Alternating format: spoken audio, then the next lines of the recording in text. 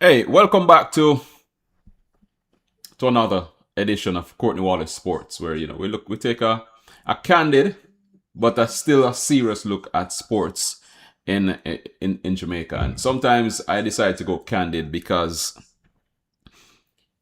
sometimes you just can't take it too serious because some things are happening that you just really can't explain as to why things still keep happening the same way over and over. Pretty soon you'll understand what I mean by that. But today we want to talk about a particular gentleman and his efforts at putting in, making a contribution to the development of sports, in particular football on the island. And this year, 2026, marks a very important milestone in on his journey and in this organization that he has set up. Of course, we're talking about Andrew Collar Edwards, coach extraordinaire. You know what? I could start to list his accolades, but I'm gonna leave that for him, so he can introduce and tell us some more about himself. Coach Edwards, good morning and welcome. Good morning, Courtney. Thank you very much for having me, and thank you very much for always providing a platform for me to share, with your viewership. Of course, of course, of course. We've been at this now for quite a while. For those who don't know, I mean, Coach Edwards has been around for a long time. He and I have been friends for a long time, and I've watched the progression of just how he takes on his role as a coach. Oh, Also, of course, his mother, for those of you who don't know, at one time was heavily involved in basketball in Jamaica. His brother even played basketball. So Andrew is from a lineage of sports, so it's no surprise as to how well he's doing. But Andrew, just give us a quick background of yourself as far as football is concerned. yeah. Well, I started playing the game quite late, to be quite honest. When I was about 15 years old, um, was fortunate enough to be a part of the very first team from Eastern Jamaica. When I say Eastern Jamaica, I mean all the way from Trelawny all the way around to St. Thomas to win a schoolboy football title. We won the under 16 title in 1991 at Titchfield. Not just the title, but the national title as well. I remember the national final was against Wolmer's. We won the game 4-3. After high school, I started coaching in 96, and that was largely down to my high school coach, Dr. Iman Black, Donald Davis. He would have given my start as a coach as early as 93 when I was still a student at school. And then he was the one who encouraged me to pursue coaching education with Coach Rene Simmons when he just came to Jamaica. I would have been on, I think it was the second or third course that he taught when he came to Jamaica in 1996, down at Clements Park in St. Mary. And, from there, I went to University of the West Indies, came back, took over the head coaching job at my alma mater, Titchfield High School, got to the finals in 2003, didn't win it, but that opened other doors. And by 2008, I was at St. Elizabeth Technical, where I went on to win the Acosta Cup in 2009. 2010, I got my first call to duty with the national coaching team. I was the assistant coach for the under 20s.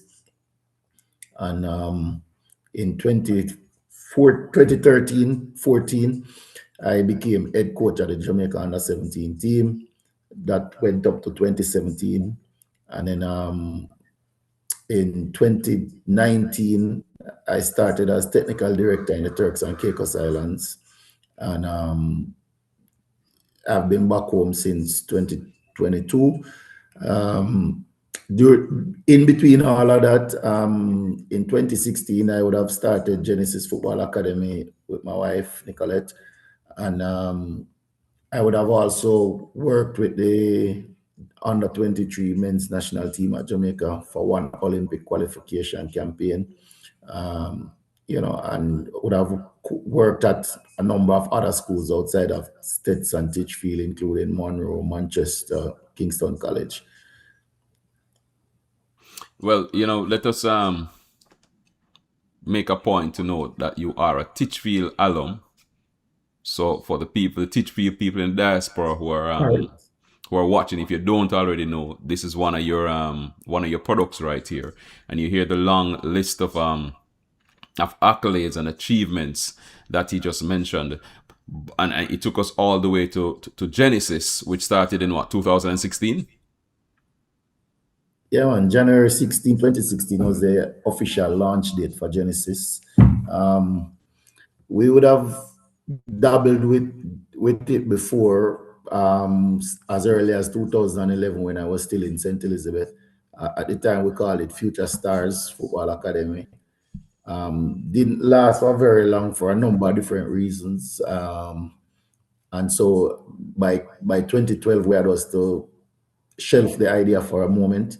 And then when I transitioned from St. Elizabeth to Manchester now, we had the opportunity, and we took advantage of the opportunity to restart. We rebranded as Genesis Football Academy, and we're going 10 years strong. Looking forward to another 10 years.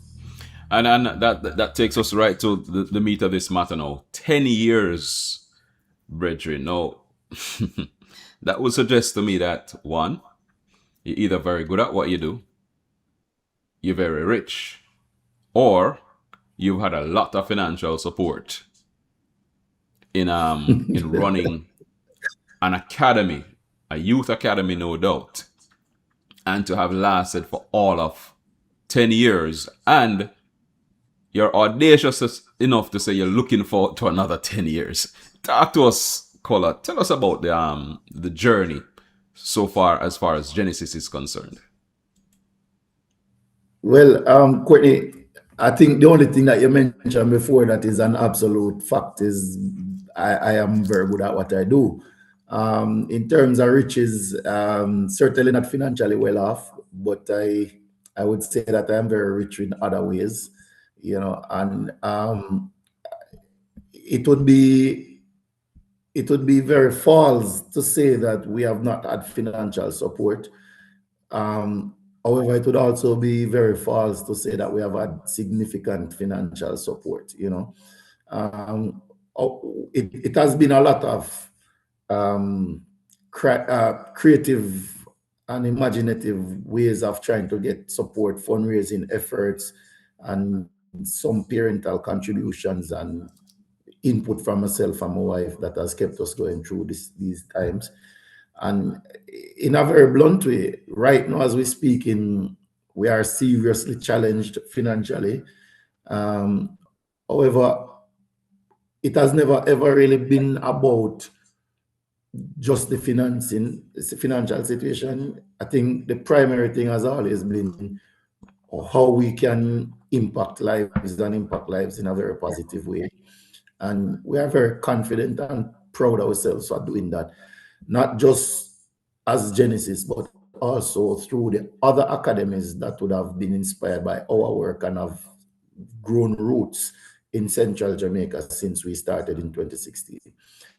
All right, so now that you mention it, let's talk now about the journey. And I was really being coy about the finances because we know that to run any organization, especially in sports in Jamaica, is tough because, we're not economically rich as a country. I mean, we are, but for some reason, the mindset keeps us at a level where we should develop much faster. We should support sports way better than we do. But for some reason, and we can always debate that, it just doesn't happen. So youth organizations, sports organizations just struggle to actually survive. So it is, no mean feat that you can sit here and say that you're celebrating your 10 years strong amid the challenges and looking forward to another 10 years. But let's talk now about some of the achievements of Genesis Academy. Tell me some of the things of which you're most proud that would have come out of these efforts. I think when we talk about that, we have to look at it in a number of different ways. So when you think about it from just a footballing perspective, the number of players who have transitioned to become national youth players and senior players to, um, and the number of them that have gotten scholarships, those were always fundamental to why we do what we do and how we do what we do. You know, among those, if I might just list a few quickly, on the female side, we have like a Jarone Dixon who and Amora Rowe, who would have been part of the under 14 setup last year and expected to be part of the under 15 girls setup this year. We have had several other girls before them, including Lacey Phillips, just to mention a few. And then on the male side, I think Ron Webb would have played U17, U18, went to Turkey with the U18 team some years ago. Lamont Rochester would have been the only one who have played youth and senior football. And then we have a couple of others below those two as well. In terms of scholarship, it's quite a good list. You know, Lance Morris is one of those that I remember. Javian Lindsay. Can't quite remember everybody else's name off the bat, but we do list all of these successes on our website, genesisfootballca.com, because we think it's important that the young people have their stories told and that our story is also told and people can go and look for it and find it. So the website, I think, is also something that we're very proud of. Our Genesis Cup football tournament, which started in 2017. So we are 9 years with that and looking forward to 10 years next year. That tournament has evolved to becoming the first and still the only grassroots football tournament in Jamaica that has included international teams. We started having international teams in 2024. Teams from Trinidad have come to us so far. This year we hosted a team from Barbados, not for the Genesis Cup, but because of Genesis, you know, and we're still looking to break into other territories in terms of invitations and stuff like that. Yeah, and I guess the final thing I'll say here in this moment is that when we started in 2016, from Clarendon all the way through to St. Elizabeth, there were no other grassroots football academy operating. And today there are well over a dozen of those kinds of organizations. And we are very confident that Genesis is and was the inspiration behind those. And while it also presents challenges for us in terms of recruitment and numbers, we find that to be a very good thing that, you know, so many other organizations of similar nature would have emerged and are growing and doing well. And, you know, we take some credit for that, so to speak. Of course, of course. It's always great to know that you know, you had an idea planted in your heart and you worked on it, and now it has blossomed to know other people even much wider than you could do it yourself who are now doing it. And again, you know, like you alluded to, it's all about the youth. It's about the youth, the future of the country, and providing opportunities. Because again, we know the situation that exists in Jamaica. Opportunities can be far and few between for a lot of young people. So when a person like yourself, which I'm sure as a coach, let's list it now, your coach, your mentor, your instigator, motivator. I'm sure every now and again you become daddy, uncle, you are transporter, all of that, because you know it's just what it is. It's just what it is, and it's what you sign up for, and just something that, you know, as a coach, that you just have to be prepared to deal with. I know that sometimes even your own personal finances get hit, but you know, and again, you know, I'm saying this color as somebody who has pretty much been in similar situations to where you are running youth organizations and sports organizations, and it's just a reality of what it is. But you did mention having international teams coming to Jamaica, but you've also traveled internationally yourself. Tell us about that. Yeah, so in 2023, we acted upon an invitation that has been coming to us from as far back as 2020 or 2019 thereabout. We went to Trinidad to participate in the Shopmore Youth Classics over in Tobago. We took 3 teams then. We took two U11 teams and a U13 team at the time, and our what I would say our first choice U11 team, they walked away as champions of that tournament. So that would have probably been our biggest achievement as a team so far. The following year, 2024, we went to the US Cup in Minnesota, and that just because it's the US and what the USA means to people back home here, and the fact that to do that we were able to facilitate over 50 US visas for players and coaches to go to the tournament, it could be considered a very big achievement. We would have tried to return last year and this year as well. Unfortunately, for different reasons, we have not been able to go back just yet. However, we are looking forward to doing it again in 2027, all things being well. Yeah. Tell me, what kind of support do you get from parents? Because I'm hearing you say that you're traveling with up to 50 young people from U11. And that's not easy to have so many youngsters basically in one place. Some of them probably traveling for the first time, going to a new place for the first time. Tell me about the support you get from, your coaching staff. I'm sure you have a staff, and from parents. Do you get parents being chaperones, people volunteering to be chaperones when you go on these trips? All right. So first of all, we have to give a shout out and a salute to all the coaches who would have served at Genesis from inception to date. We have had some very good coaches, incredible people, assisting and helping the process along the journey.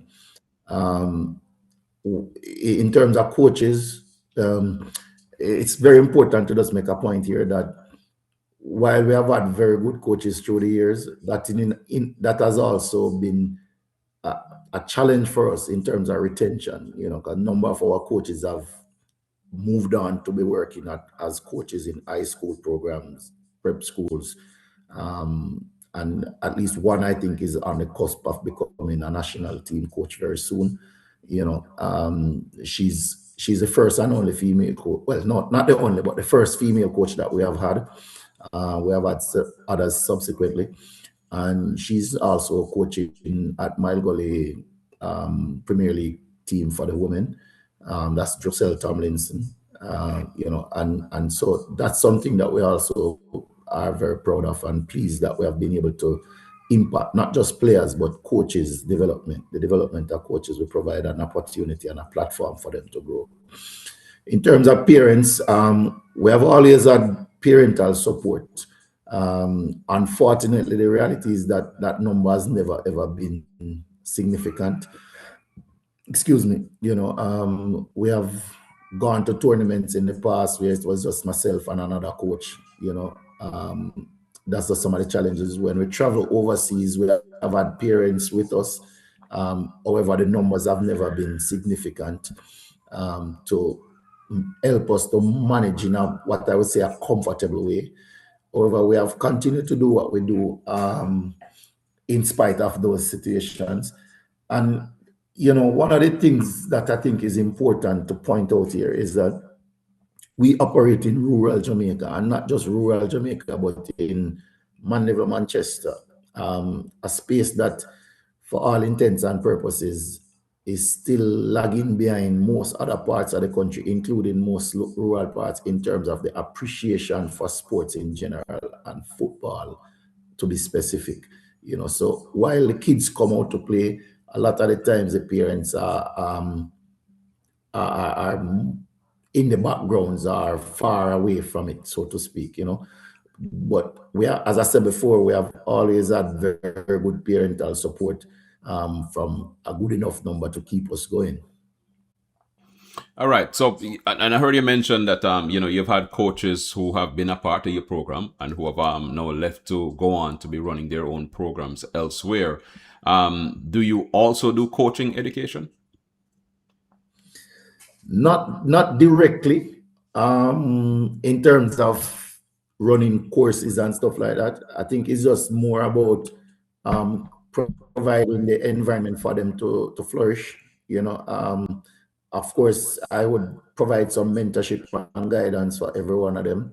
And even those who have left the space and are doing their own thing elsewhere, from time to time, we still do collaborations, or I still provide some guidance and mentorship for them. But in the current moment, the most that we do is to provide directions as to where they can get formal education, and we try to support as best as we possibly can. We do have a mentorship program for our coaches, where all our coaches are paired with other coaches other than myself. A number of these other coaches that I reference are coaches domiciled outside of Jamaica, all of whom are Jamaicans, with the exception of one, a very good friend of mine, Ramin Kiani from Sweden. And, he supports what I do with very little or no hesitation at all. So when I started the mentorship program, he was very keen to be a part of that.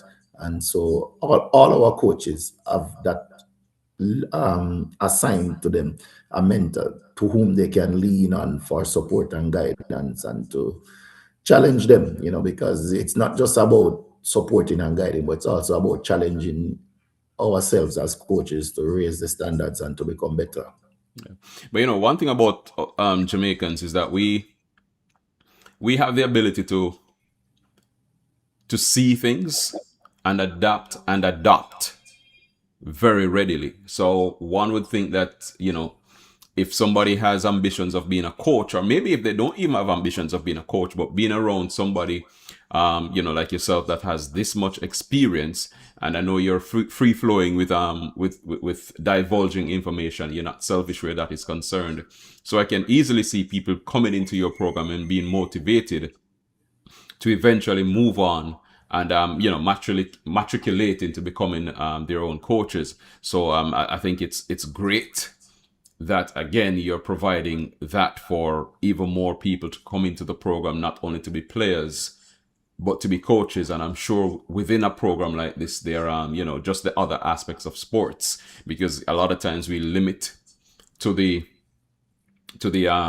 spectacular roles, the players and the coaches and the managers. But then you think about all the other positions and occupations within sports that people can matriculate in, based on their giftings and their likings. So it's a great thing that you're doing what you're doing. But let's get back now to the 10-year anniversary. Tell me about some of the celebrations, the plans you have to really celebrate this major achievement.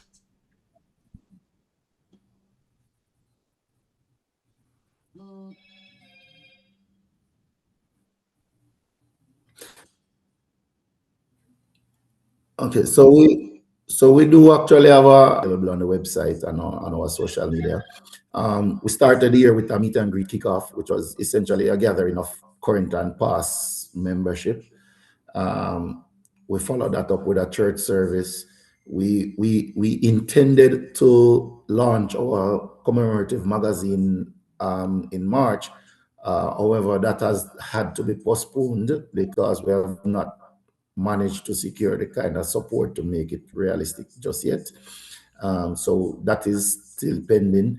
Next week, Saturday, though, we have a blood drive where we are inviting members of the public, and of course from our membership, to donate blood for those persons who will have need for it somewhere down the road. and that's just part of our community engagement. We will also have a child month initiative with Mount Olivet Boys Home.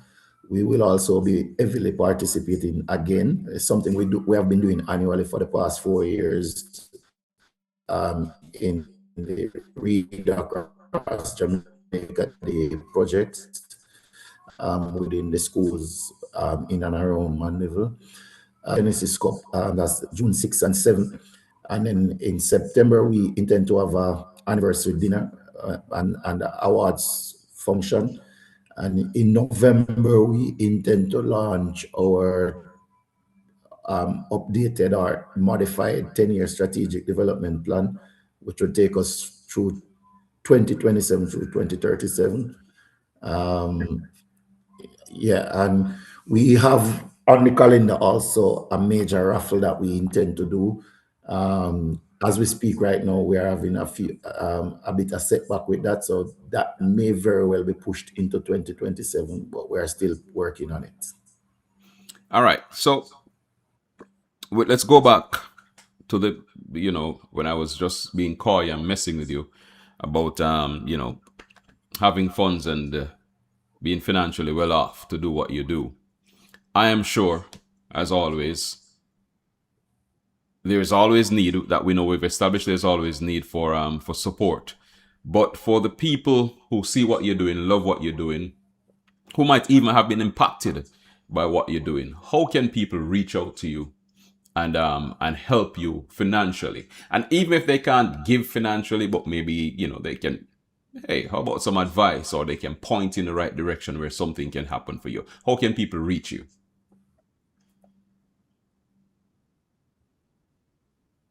All right, so we can be reached via email, genesisfootballca@gmail.com. We're on Instagram, genesisfootballca. We also have a YouTube channel, Facebook page. My personal number is the business number for Genesis, which is 876-349-0939. And we train Tuesdays and Thursdays, 4 p.m. to 6 p.m. at Brooks Park in Mandeville, and Saturday mornings, 9 a.m. to 11 a.m. So those are the major means by which you can get through to us.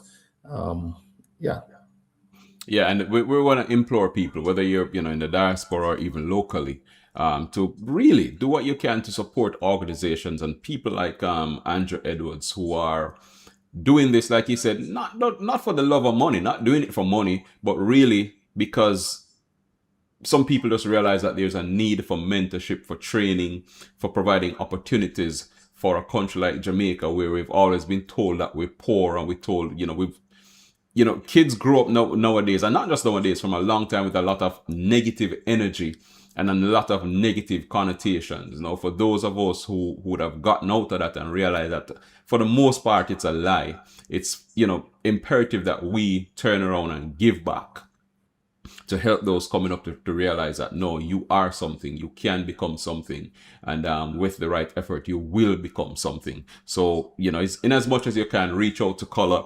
I'm sure, hey, a $50 here, $100 there, or whatever it is that you can do to contribute will actually go a long way. And one of the things we want to do on this platform is to give people like Andrew Edwards and others their flowers from right now. Let them know that they are appreciated for what they are doing, because for each kid that is helped, each student athlete, each person that is helped, it's not just about that one person. It has a domino effect, a mushroom effect, where so many other people are then helped as we, because you're blessed to be a blessing. So if you can bless the academy, then we implore you to, as best as you can.